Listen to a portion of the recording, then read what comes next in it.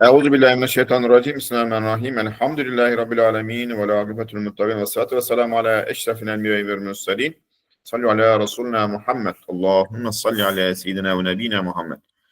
Salatu ve selamu aleyke Resulullah. Salatu ve selamu aleyke ya Habiballah. Salatu ve selamu aleyke ya emine vahyillah.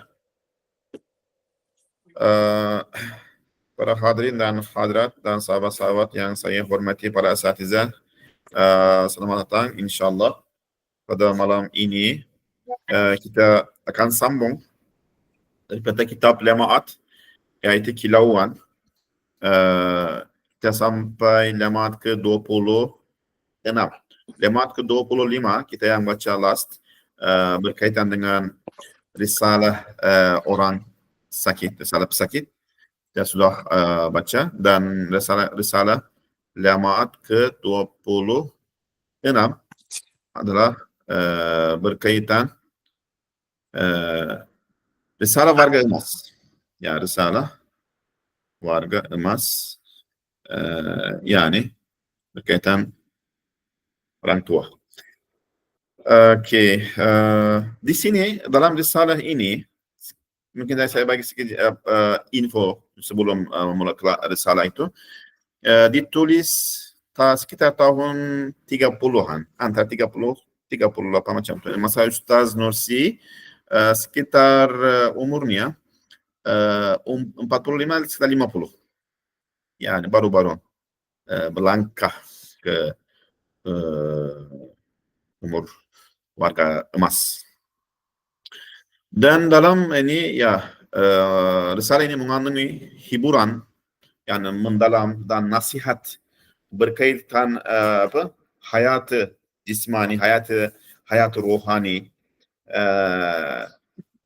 Lagi dia jadi sebagai sumber, yani untuk ketenangan, bagi teselli, kita panggil itu siluan, harapan, dan untuk kesyukuran. Risalah ini memang setelah kita baca, kita orang nak rasa makna jadi orang tua. Yang orang tua pun dia syukur, alhamdulillah Allah SWT kurniakan satu nikmat begini. Yang ketika Ustaz ceritakan tentang nikmat-nikmat dalam masa tua itu, bahkan Ustaz kata, kalaulah dikembalikan masa muda, pada itu saya tidak akan serahkan masa tua ini. Yang begitu banyaknya dalam masa tua itu adalah begitu banyak nikmat. Mungkin adik-adik dan akan kata mungkin yang muda, yang baru masih belum masih tua lagi lah. Jadi apa yang mereka boleh dapat daripada risalah ini? Jadi kita sebagai masa kita menghargai masa tua itu, dan kita lebih banyak menghormati. Masa kita memahami psikologi orang tua, lebih kita menghormati kepada mereka, kepada ayah ibu orang tua. Dan sebelum sampai masa tua, kita ambil tadbir supaya kita tidak menyesal. Sebab kebanyakannya orang yang tidak ambil tadbir dan hidup masa muda itu dalam perkara, khususnya dalam sia-sia dan dalam maksiat, dan masa sampai umurnya waktu orang tua, masa tua tu, dia banyak menyesal. Kenapa saya tak buat begitu? Kenapa saya buat begitu, kan? Banyak menyesal. Alangkah baiknya saya buat begitu, kan? Jadi kita masa memahami hal itu dan psikologi mereka, kita ambil tadbir, dan kita akan kata nanti sampai umur waktu masa tua, kita kata alhamdulillah kita buat begitu, kan? Alhamdulillah kita buat begini, dan kita syukur, banyak syukur masa itu, ya. Jadi kita memahami dalam melalui risalah warga emas ini bahawa usia tua adalah, masa tua adalah satu rahmat Allah SWT, dan masa lalu masih boleh menjadi peluang untuk pahala. Dan satu lagi, usia tua adalah persiapan untuk perjalanan ke akhirat, kan? usia tua. Jadi sebagai persiapan, siap sedia untuk perjalanan ke akhirat. Dan satu lagi mungkin sebagai itu masa tua itu sebagai penghiburan besar bagi orang tua. Yani teselli, siluan, harapan untuk orang tua. Dan bukannya itu waktu itu bukannya sebagai beban, tetapi adalah cahaya, nur yang kita dapat daripada nur itu, ya, daripada iman khususnya. Itu kita akan melihat apa puncanya itu, macam mana kita dapat dan jadi melalui kesalahan yang kita akan memahami juga, yani waktu usia tua itu bukan kefanaan, tetapi perintah untuk pelepasan daripada tugas kita di dunia ini. Dan mungkin jadi sebagai kafarah bagi kesilapan masa muda, kan? Mungkin dari segi itu pun kita boleh, ataupun ibadat masa usia tua itu lebih berharga, kan?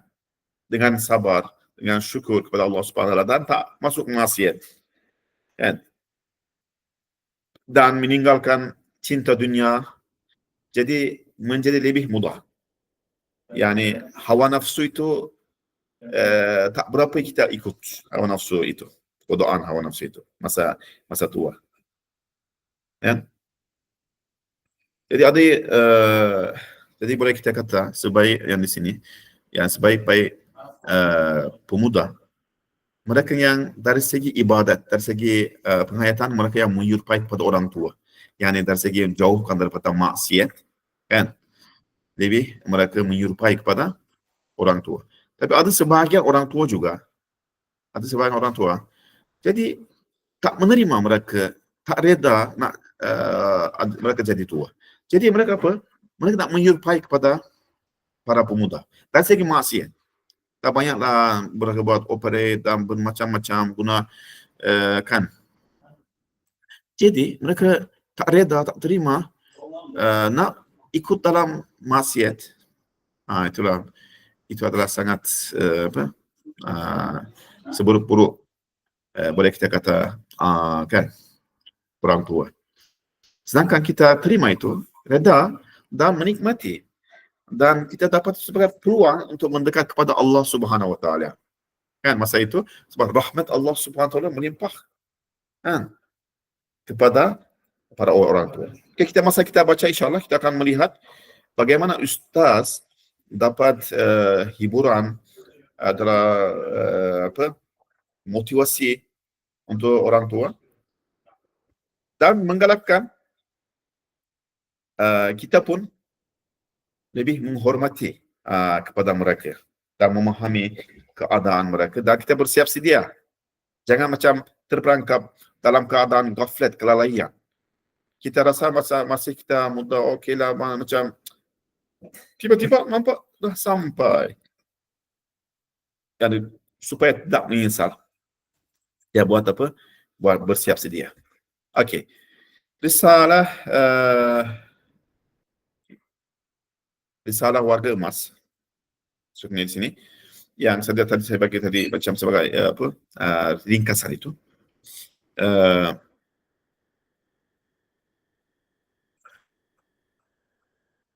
Okey. Risalah ini mengandungi 26 harapan, cahaya dan hiburan untuk warga emas. Tapi niatnya menulis 26 harapan. Raja, kita panggil itu dalam bahasa Arab raja. Tapi sudah sampai 16 berhenti. Tak tulis lagi, yang 10 harapan belum ditulis. Dan saya kata insya-Allah nanti masa akan datang seorang anak murid akan tulis. Dan Ustaz bagi lihat usulnya bagaimana dan tip untuk anak muridnya dalam harapan ke 15 nanti.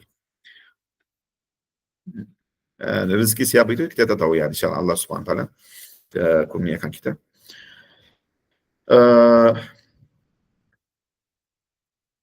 bagi peringatan sebelum mula di sini, Ustaz bagi peringatan.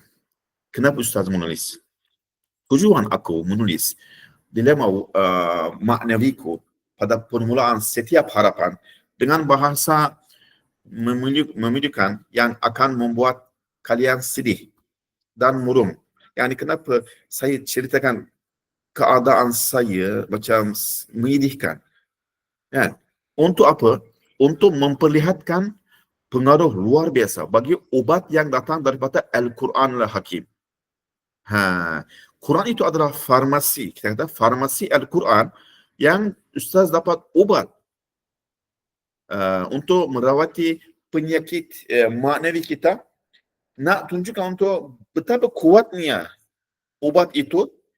Sebab Ustaz cerita keadaannya betapa turunnya dalam keadaan itu, bagaimana jadi ubat yang dapat daripada Al-Quran jadi sebagai hiburan, teselli, motivasi kepada Ustaz. Selamatkan, keluarkan daripada hal itu. Jadi sebagai nur, cahaya untuk Ustaz. Okay? Oleh sebab, yani risalah ini yang berkaitan dengan warga emas tidak dapat memelihara cara penyampaian yang baik kerana beberapa sebab. Yani sebab ditulis waktu Ustaz dibuang daerah, keadaannya sakit, banyak kali diracun. Yani bukan waktu yang sudah tua. Jadi adalah banyak sebab-sebab, mungkin kadang-kadang mungkin melihat sebahagian mungkin tidak berapa uslubnya lain. Sebab Ustaz bagi peringatan di sini. Yang pertamanya, oleh sebab ia berkaitan dengan perjalanan kehidupan peribadiku dan ditulis dalam perjalanan pengembaraan secara khayalan ke masa itu, maka ia tidak dapat memelihara susunan penyampaiannya. Dan satu lagi, risalah ini ditulis dengan sangat pantas ketika aku merasa sangat penat selepas solat subuh. Oleh kerana itu, ia berlaku kecelaruan pada kata-kata dan gaya bahasanya. Dan semasa menulis risalah ini, tidak ada seorang pun yang sentiasa boleh menulis di sisuku. Yang Ustaz pun tak boleh tulis. Ustaz berdua saya tulis, separuh umi. Dan tulisannya tak ada. Yang tulis pun orang tak boleh baca. Jadi, kalau ada anak muridnya, dia suruh dia tulis. Dan Ustaz bagi, Ustaz cakap, dan dia tulis. Dan para penulis yang ada di sampingku juga mempunyai beberapa tugas dakwah risalah yang lain. Dia sibuk. Serta kami tidak memiliki waktu yang cukup untuk semakan. Yang setelah tulis, tak adalah duduk nak ambil teh. Sekarang saya nak bagi kelas, ada nak minum teh juga. Tak ada sama masa dibuang daerah dalam keadaan yang susah. Setelah menulis dan duduk nak semak, kita duduk di macam library kan, tak ada masalah macam tu. Oleh kerana itu, risalah ini agak tidak tersusun. Satu lagi, oleh sebab aku dan juga penulis sangat letih setelah mengarang, lalu tidak memikirkan maknanya dengan teliti dan berpada dengan semakan yang sangat cetek, maka sudah pasti akan ditemui kekurangan dan kesilapan pada uslub penyampaiannya. Jadi, mudah-mudahan warga emas yang tinggi pengertiannya memandang kekurangan kami dengan pandangan tolak ansur dan kemaafan. Serta, apabila warga emas yang mulia menadahkan tangan mereka ke hadrat ilahi kepada Allah Subhanahu Taala yang pastinya tidak akan dikembalikan kosong. Kalau angkat tangan, khususnya mereka, tangan mereka tidak akan dikembalikan kosong. Allah balas doa mereka. Dan semoga mereka turut memasukkan kami ke dalam doa mereka juga. Dia doakan ya, ini maksudnya Ustaz minta doa. Masa kamu angkat tangan, kan Allah Subhanahu Taala balas kepada doa mereka. Yani, ya kita tahu untuk semua doa ada balasan kan? Ustaz kata jawab, yani jawab ada. Untuk semua doa ada balasan. Tetapi khususnya orang warga emas, orang tua masa angkat tangan, Allah Subhanahu Wa Taala kembalikan tangan mereka kosong, terima doa mereka, kabul yani. Sebab itu saya kata doa saya juga. Jadi kita doalah. Kita doa sesama saya lain, yani sahabat-sahabat kita, para pemuda, anak-anak kita, doa untuk mereka. Semasa kita doa untuk mereka, sebelah kita ada satu malaikat, kata, semoga Allah bagi kepada kamu juga, sama. Ini malaikat doa kepada kita. Kan? Satu peluang yani. Jadi kalau kita nampak orang warga emas, orang sudah umurnya lah, sudah berusia, kita itu satu peluang. Kita buat kebaikan, minta doa, kan? Buat hormat kepada dia, ambil hati. Jadi minta doa mereka, insyaAllah makbul. Bismillahirrahmanirrahim. Risalah warga emas ni sebagai tafsir juga kita boleh melihat ilham, yang boleh kita kata bisa ambil ilham daripada ayat-ayat ini. Surah Maryam ayat 14. Sejbillah. Kaf ha ya ain sad. Zikr rahmat rabbika abdahu Zakariya iz nada rabbahu nidaan khafiyya. قال ربي إني وهن العظم مني واشتعل الرأس شيبا ولم أكن بدعائك ربي شقيا. Maksudnya apa? Kaf ha ya ain sad. Ini ialah perihal limpahan rahmat Tuhanmu, wahai Muhammad, kepada hambanya Zakaria.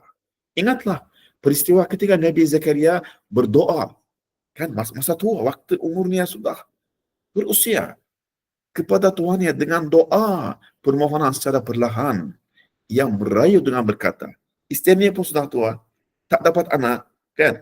Tak dapat, dia minta anak. Waris, ya, siapa yang akan jadi waris sebagai Nabi? Tapi tidak putus asa. Doa masa itu. Tak putus asa. Seperti siapa? Ibrahim AS dan ibu kita Sarah. Sarah masa itu juga umurnya berusia tua. Tapi Allah SWT kurniakan anak. Mereka tak putus asa doa. Sebab rahmat Allah SWT bagi mereka harapan yang tinggi. Zakaria alaihissalam masa doa kata apa? Wahai Tuhanku, sungguhnya telah lemahlah tulang-tulangku dan telah putih melepahlah uban kepalaku. Dan aku, wahai Tuhanku, tidak pernah merasa hampa dengan doa permohonanku kepadamu. Cara doa, yakni Allah SWT sebenarnya mengajar kita bagaimana kita tahu doa kepada Allah SWT, khususnya waktu itu. Dengan doa Zakaria AS, doa ini makbul. Kan masa di Kudus, Baitul Maqdis, dengan doa, Allah terima doanya dan Allah SWT kurniakan seorang waris, Yahya, kan Yahya AS, yang membenarkan Isa AS. Jadi Allah SWT masa itu Allah SWT kurniakan seorang anak kepada Zakaria AS.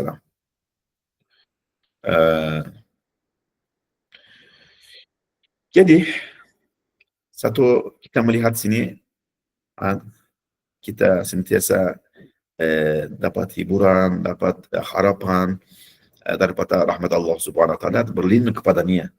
Ya. Tilawah ini yang kita akan baca ini terdiri daripada 26 harapan.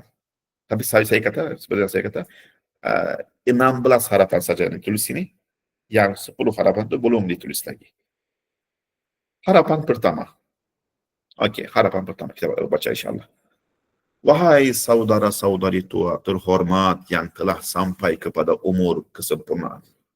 Kemal, yani waktu umur kemal, jadi bersempurna. Nah, aku juga tua seperti kalian. Aku akan menulis beberapa hal yang aku hadapi dengan hasrat untuk bergongsi tentang harapan-harapannya. Kadang-kadang aku temui dalam usia tua, dan untuk turut melibatkan kalian dengan cahaya hiburan di dalam harapan-harapan. Yang saya dapat hiburan, saya dapat motivasi, yang kekuatan, saya nak melibatkan kamu juga. Kamu pun dapat istifadah daripada harapan-harapan itu, daripada ubat-ubat itu. Sudah tentu, cahaya-cahaya yang kulihatan, pintu-pintu harapan yang aku temui itu telah dilihat dan telah dibuka menurut kemampuanku yang lemah dan bercelaru. Keadaan kami dan kemampuan saya.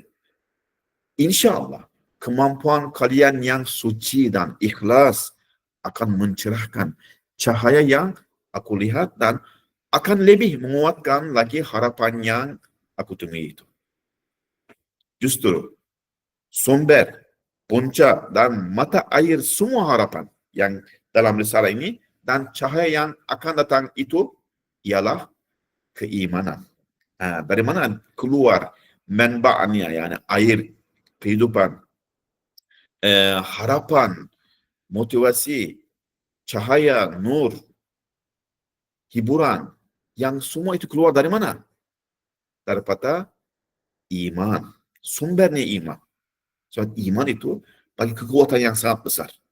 Nanti kita akan baca, kita memang akan kita syukur sebab kita dalam usia tua itu, dan begitu banyaknya kita dapat rahmat dan peluang Allah dan ihsanat ilahi dalam masa itu. Ya. Okey, alhamdulillah ala dinil iman, alhamdulillah ala dinil Islam wa kamalil iman. Kita doa, alhamdulillah, kita akan alhamdulillah Allah SWT kurniakan kepada kita iman dan sumber untuk apa? Untuk mata air, untuk harapan, untuk cahaya, untuk hiburan, untuk kekuatan, motivasi masa itu. Dia bersandar melalui iman kepada Allah Subhanahu Wa Taala. Ini harapan yang pertama. Yang kedua, harapan kedua.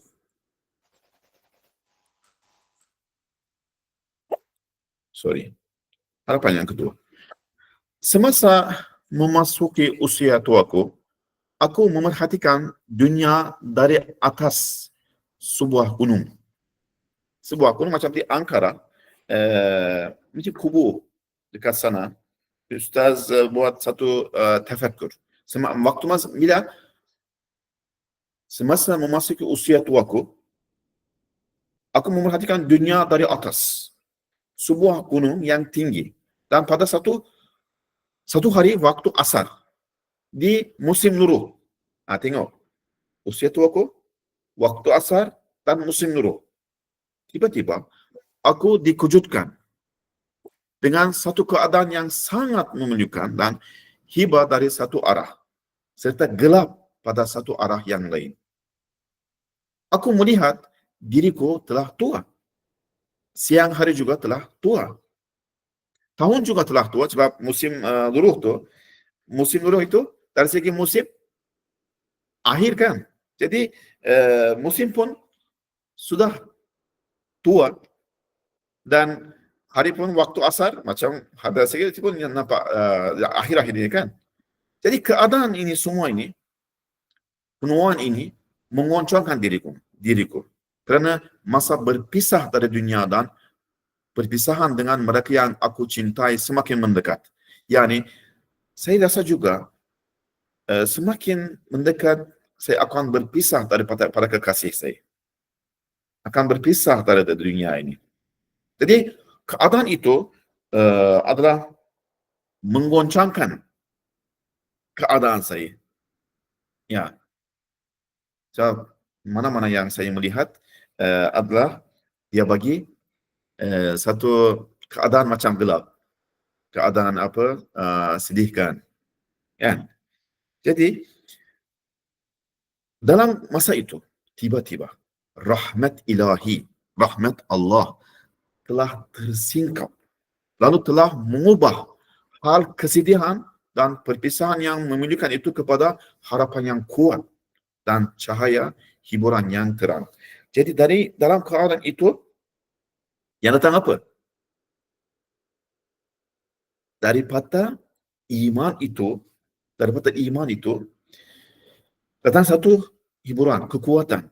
Jadi mengubah hal kesedihan itu dan perpisahan itu kepada apa? Satu cahaya dan satu hiburan yang terang.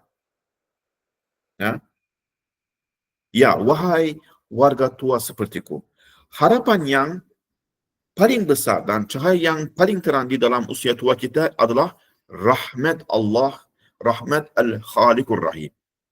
Tengok, kita sandar ke mana? Kenapa kita ada harapan kuat begitu? Kan kadang-kadang kita sangat bersandar kepada ibu, ayah dan keluarga kita kan. Sebab kita tahu ibu kita sangat rasa syafaqah, rahmat kepada kita. Dan apa saja kita masa kecil kan kita terus berlindung kepada ibu dan minta bantuan daripada mereka. Sebab rahmat mereka kita tahu kan.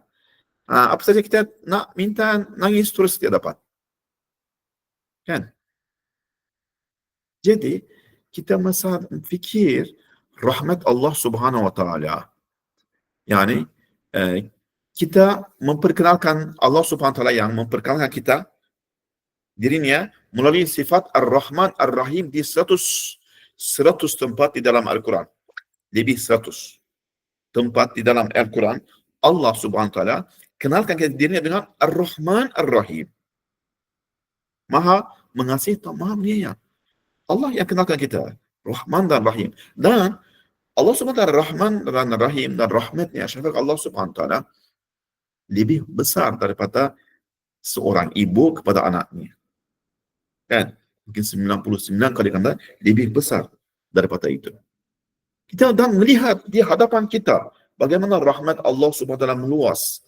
Bagaimana Allah SWT hantar rahmatnya, rezeki kepada makhlukatnya, kepada anak-anak.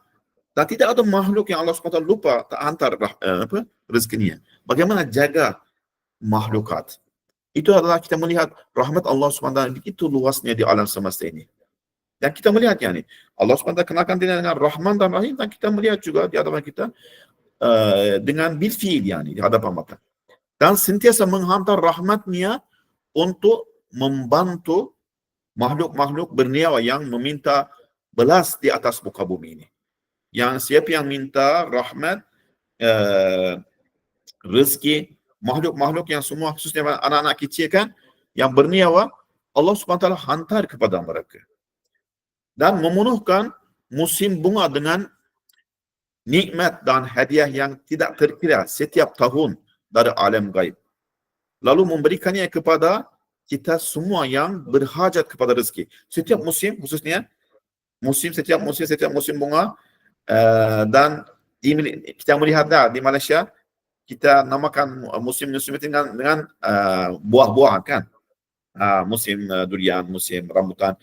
Musim-musim yani Allah SWT penuhkan musim-musim itu dengan rezeki dan nikmat Allah SWT hantar kepada makhlukatnya. Dan yang Allah SWT memperlihatkan lebih banyak tejalli dan rahmatnya berdasarkan kepada tahap kedaifan dan kelemahan. Yani menurut kedaifan dan kelemahan kita, Allah SWT lebih banyak dia tunjukkan rahmatnya, tejalli rahmatnya. Yani masa kita kecil, masa bayi kan, sangat daif, lemah dan tak boleh buat apa-apa, tapi Allah SWT hantar rezeki sampai mulut kita. Bagaimana Allah SWT menjaga dan bagi kepada ibu, ayah kita syafaqah kepada mereka dan mereka jaga kita. Yani rahmat Allah SWT turun menurut kedaifan dan kelemahan kita. Yani kalau kita rasa di hadapan Allah SWT kita daif, kita lemah, kita ajiz, miskin, ada keperluan banyak hajat, begitu juga Allah SWT melimpah kurniaan kepada kita. Yang kita melihat. Dan Allah SWT kepada semua makhluk yang berhajat, tidak lupa hajatnya. Dan tidak lupa sentiasa hantar. Jadi, meraih rahmat ini adalah dengan cara apa? Bagaimana kita boleh dapat rahmat itu? Dengan cara mentaati kepada Allah, menerusi persandaran kepada Ar-Rahman itu dengan iman dan dengan melaksanakan kefarduan, khasatan faraid. Yani melaksanakan faraid, kalau tambah lagi dengan nawafil, nur ala nur. Banyaklah macam dengan puasa ke, dengan ibadat-ibadat yang nafilah. Tapi khasatan melaksanakan faraid, fard, wajib, dan melalui iman kita sandar kepada Ar-Rahman Ar-Rahim itu. Dan kita mentaati, mentaati kepada Allah Subhanahu Wa Taala. Jadi kalau itu Allah Subhanahu Wa Taala akan kurniakan rahmatnya. Kita taat, kita kenali Allah Subhanahu Wa Taala, kita bersandar kepada Ar-Rahman Ar-Rahim melalui iman, Dan khasatan setakat yang mampu kita melaksanakan faraid, insya-Allah Allah Subhanahu wa taala tidak akan tinggalkan kita. Rahmat Allah Subhanahu wa taala tidak akan tinggalkan kita dalam keadaan yang susah itu. Bagaimana kan Allah Subhanahu wa taala masa kita kecil tak tinggalkan kan? Bagaimana Allah Subhanahu wa taala jaga masa itu, dan masa tua manusia jadi macam masa semakin tua semakin jadi macam budak, kebudak-budakan kan. Kalau kita melihat kan kita sekitar kita, semakin kita tua semakin jadi macam budak. Allah Subhanahu wa taala dan dalam keadaan itu lebih kita berhaja, kita lebih dhaif, lemah. Masa itulah Allah Subhanahu wa taala melimpahkan kurniaan rahmatnya kepada kita. Dan sangat dekat kepada rahmat Allah Subhanahu wa taala masa itu. Itu satu peluang. Satu peluang kita berlindung kepada Allah Subhanahu wa taala. Tapi kalau orang kata saya ini kuatlah, saya ini bolehlah, semua itu tak perlulah macam itu, masa itu Allah tak bantu masa itu. Kerana tak payah bersombong. Tak perlu macam terhadap Allah Subhanahu wa taala saya kaya, saya cukuplah, saya tak perlulah. Terhadap manusia okey. Terhadap manusia kita tak minta. Tapi terhadap Allah Subhanahu wa taala kita kata, ya Allah, saya sangat berhajat, saya banyak keperluan, saya lemah, ajiz, miskin. Berlindung kepada rahmat Allah Subhanahu wa taala. Allah Subhanahu wa taala akan jaga, akan turunkan rahmatnya. Bahkan rahmat itu akan turun kepada bukan saja orang itu, kepada keluarga. Itu keluarga juga, anak-anaknya. Mereka pun dapat istifadah daripada rahmat itu. Ya, Masya Allah. Jadi rahmat ini, rahmat Allah Subhanahu wa taala, kita masa waktu tua itu adalah satu sandaran, satu harapan, teselli, hiburan yang sangat kuat kita bersandar. Jadi kita dapat itu, mana-mana yang ada macam kesusah manapun yang keadaan kita, masa itu Allah Subhanahu wa taala benar rahmat itu cukup kita bersandar kepadanya. Ya. Jadi jangan risau.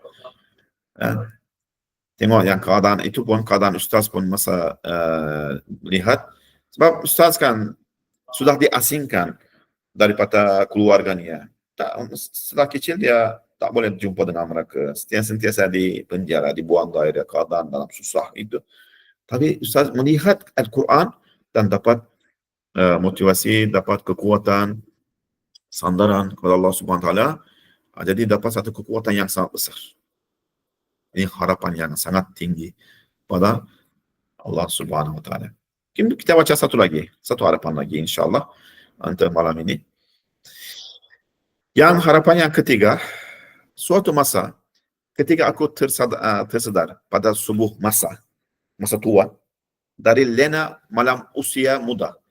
Macam masa tua, waktu sudah sampai masa tua dan masa satu subuh saya terjaga macam daripada lena malam usia tua itu. Yani usia muda itu. Usia muda itu macam kita dalam gaflet, kelalaian kan. Bila masa sampai itu, masa baru jaga. Aku memerhatikan diri sendiri. Tubuhku seolah-olah berlari turun dari suatu turun ke arah kubur. Yang dari satu atas gunung seolah-olah lari ke kubur. Sangat cepat, sangat pantas. Aku nampak bahawa tubuh yang merupakan rumah bagi rohku juga sedang runtuh dengan jatuhnya sekutul batunya setiap hari, seperti yang dimadahkan oleh Niyaz Al-Masri, seorang sufi besar. Itu alim yani. Beliau kata, satu demi satu batu binaan umurku jatuh ke tanah, hari demi hari. Ruhku tidur dan lalai, sedangkan rumahnya runtuh. Ya dia sedar. Yani badan ini semakin runtuh, batu-batuannya setiap hari jatuh, tapi roh tak sedar. Segala cita-cita serta harapan yang mengikat kuat diriku dengan dunia mula terungkai. Yani benda-benda yang mengikat saya dengan dunia ini, macam para kekasihku, contohnya katalah ayah, ibu, sahabat. Tapi semakin tua, semakin mereka dah meninggal, dah pindah ke sana, mereka semakin terungkai. Aku merasai waktu untuk berpisah daripada sahabat dan mereka yang aku cintai, yang terlalu ramai sudah hampir. Aku mencari obat bagi luka maknawi yang sangat dalam. Dan kelihatan tiada penawar itu, namun aku tidak dapat menjumpainya sekali lagi. Yani katalah semasa kita lahir, mungkin ada 100 kabel, katalah ada kabel yang mengikat kita dengan dunia ini. Semakin kita besar, semakin kabel-kabel itu terputus, dicabut daripada dunia ini dan pasang ke akhirat. Contohnya ibu, ayah, kawan-kawan, sahabat-sahabat, adik-adik, semakin mereka semakin putus dan semakin dipasang ke akhirat. Jadi maksud tak boleh melihat, tak boleh dengar, tak boleh rasalah kelezatan dunia. Akhir sekali kita pun rasa rindu ke akhirat sebab semua kabel itu pasang ke sana. Semakin kita rindu akhirat, semakin kita nak berjumpa dengan para kekasih kita di sana, kan? Tapi waktu mungkin masa muda tak nak lagi lah, kan? Sebab dunia ini nafsu kita tak nak lah. Sebab dunia ini sedap, lazat. Semua orang sahabat-sahabat saya sini masih boleh dapat kelezatan dunia ini, tak nak pergi. Dalam keadaan ini sekali lagi aku bermadah seperti Niaz Mesri. Hatiku menginginkan tubuhnya hidup selamanya. Yang hatiku menginginkan tubuh ini hidup selamanya. Namun zat al-haq dan Allah Subhanahu wa taala mentakdirkan kefanaannya akan jadi fana. Aku ditimpa penyakit yang tiada penawarnya. Sehingga Luqman pun tidak tahu. Yang kita tahu Luqman Hakim yani sebagai macam doktor yani banyak penyakit dengan izin Allah bagi macam sebagai penawar. Ya, aku ditimpa satu penyakit yang tiada penawarnya. Sehingga Luqman Hakim pun tidak tahu apa penawarnya. Ya, ketika itu dalam keadaan yang sedih itu dan tak dapat cahaya hiburan, keadaan yang susah itu, ketika itu tiba-tiba nur, syafaat dan hadiah hidayah yang dibawa oleh Rasul Junjung Mulia sallallahu alaihi wasallam yang merupakan Nabi sallallahu alaihi wasallam itu lidah, contoh yang teladan, simbol, juru hebah dan wakil kasih ilahi. Yang Nabi sallallahu alaihi wasallam kekasih Allah kan kepada manusia. Nabi sallallahu alaihi wasallam menjadi satu obat dan penawar yang baik kepada luka parah yang aku sangkakan tiada penawar dan tidak terkira itu. Yani nur yang Nabi sallallahu alaihi wasallam membawa, nur syafaat yani iman, hidayat yang dibawa oleh Rasulullah sallallahu alaihi wasallam itu, dia jadi satu penawar yang baik untuk luka-luka manawi yang saya sangka macam tak ada penawarnya, yang mengobati menawar semua penyakit itu. Bagi sembuhan syifa, khasatan Al-Quran Al-Karim, syifaan kan. Al-Quran Al-Karim syifa. Dan doa-doa yang Nabi SAW banyak mengajar kita dalam hadis-hadis Nabi SAW. Cara hidup Nabi SAW pun bagi kesihatan untuk kita. Itu yang maksudnya di sini. Tiba-tiba nur, syafaat, hadiah, yani hidayat yang dibawa oleh Rasulullah SAW. Masa itu jadi apa?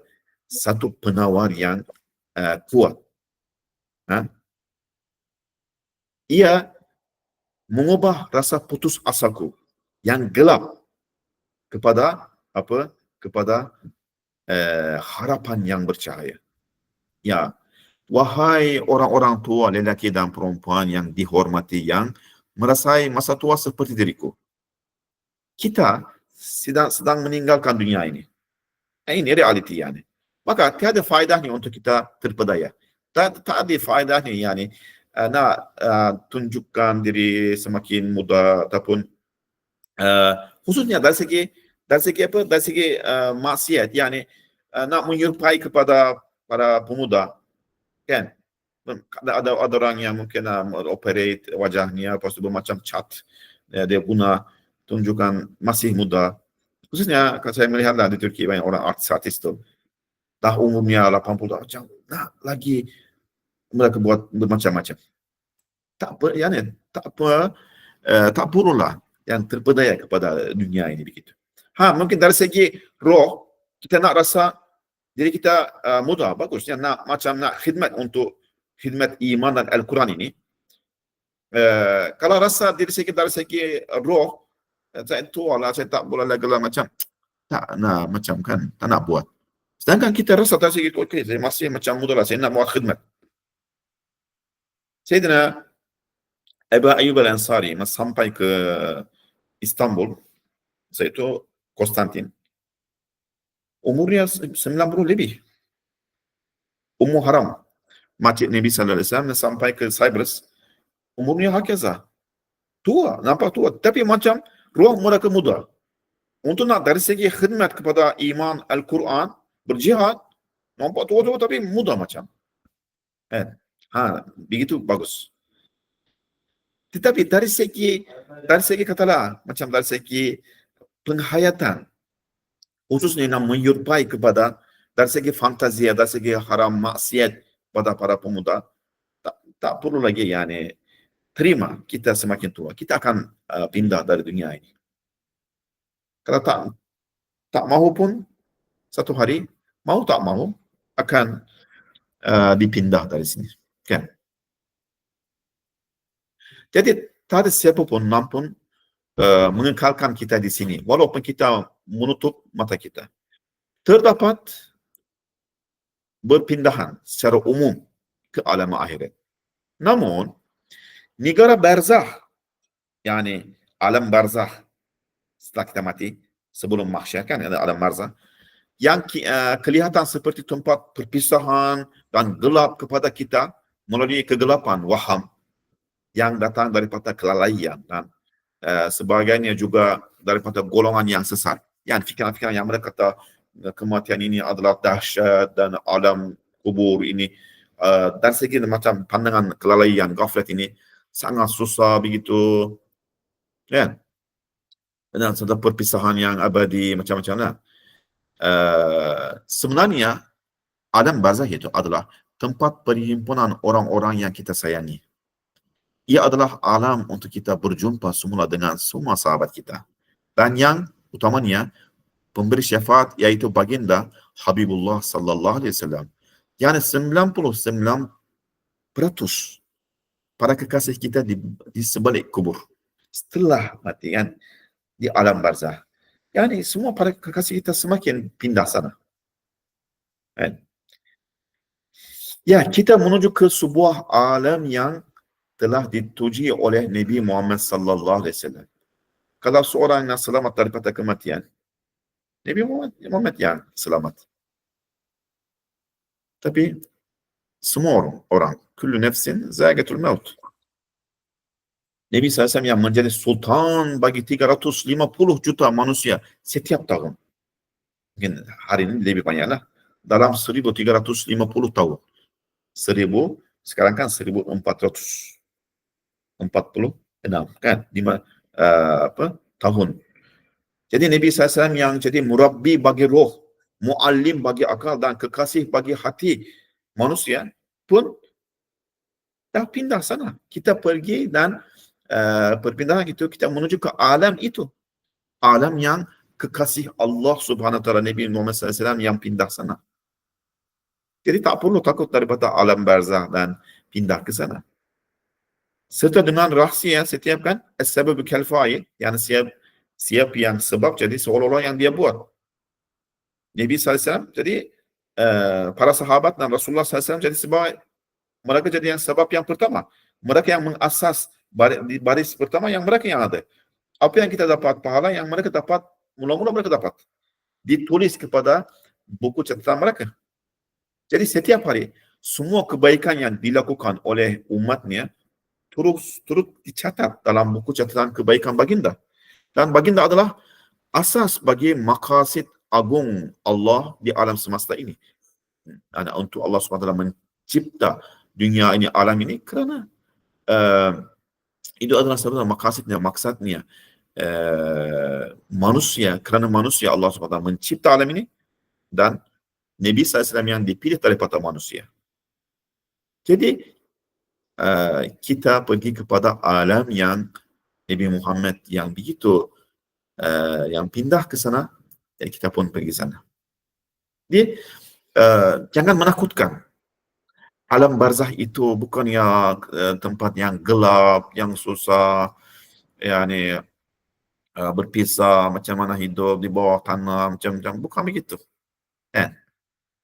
Khususnya tempat perhimpunan para kekasih. Khasatan Rasulullah dan ashabnya pun di sana, kan? Ya. Kita semua pasti pergi ke alam yang telah Rasulullah sallallahu alaihi wasallam pergi. Yang dengan syafaatnya baginda berusaha untuk memberikan bantuan kepada seluruh umatnya. Dan ketika semua orang menyebut masa di mahsyar tu, akhirat tu, semua orang kata nafsi, nafsi, yang nak selamatkan dirinya dengan pengorbanan yang paling suci dan paling tinggi baginda Nabi sallallahu alaihi wasallam tetap menyebut di padang mahsyar ummati, ummati, yani umatku, umat yang nak fikir umatnya di sana. Dan sebagaimana kita masa ketika Nabi sallallahu alaihi wasallam dilahirkan juga, ada yang riwayat Nabi SAW sebut ummati, ummati. Jadi kita pasti pergi ke alam yang Rasulullah, Habibullah yang pindah ke sana.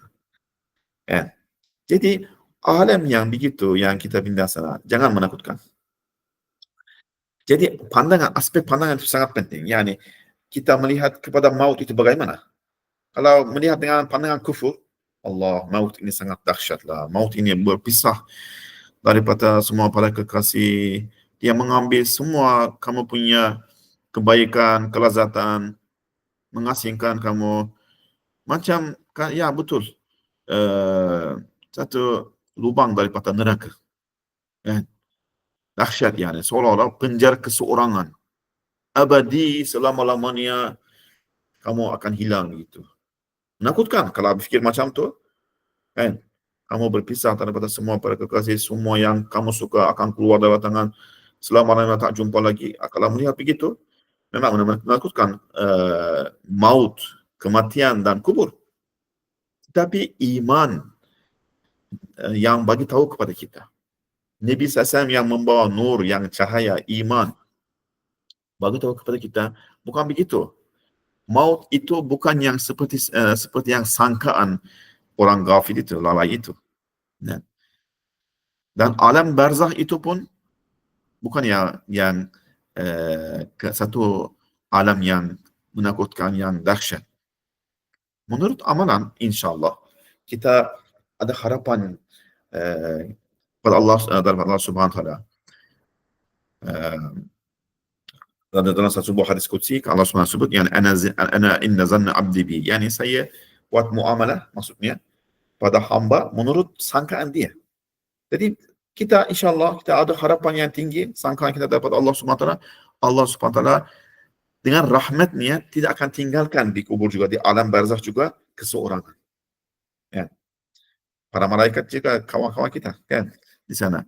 Dengan amalan-amalan yang baik yang buat di dunia ini akan jadi mereka teman di sana.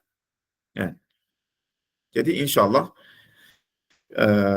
harapan yang tinggi daripada iman yang datang begini, yang Rasulullah sallallahu alaihi wasallam pun para Habibullah, yang kekasih Allah Subhanahu wa Ta'ala pun pergi sana. Kalau alam barzah itu yang benda yang teruk, yani ataupun kematian itu perkara yang sangat dahsyat, adakah Allah Subhanahu wa Ta'ala bagi kepada Nabi sallallahu alaihi wasallam? Adakah Allah Subhanahu wa Ta'ala hantar Nabi sallallahu alaihi wasallam kepada alam itu? Adakah Allah Subhanahu wa Ta'ala bagi kepada yang Nabi sallallahu alaihi wasallam ditimpa yani rasa kematian itu? Tapi sekali dia dapat, Sayyidina Abu Bakar radhiyallahu anhu kata, ya Rasulullah, kami sudah sekali dah dapat zauq, yani kematian, tidak akan mati lagi. Sekali. Tapi itu pun kalau di jalan Allah Subhanahu wa Ta'ala dapat syahid, insyaAllah. Begitu kita, yani ya, dengan izin Allah, begitu mudah, yani. Kalau kita bersama Allah sentiasa, Allah pun bersama kita sentiasa. Kalau kita tak lupa Allah Subhanahu wa Ta'ala, Allah pun sentiasa bersama kita. Allah memang tak lupa. Tapi kalau kita lupa Allah, Kalau kita lupa Allah, Allah jadikan kita lupa diri kita sendiri. Ya. Oke, insyaAllah kita berhenti di sini. 3 harapan, mungkin minggu hari ini cukup.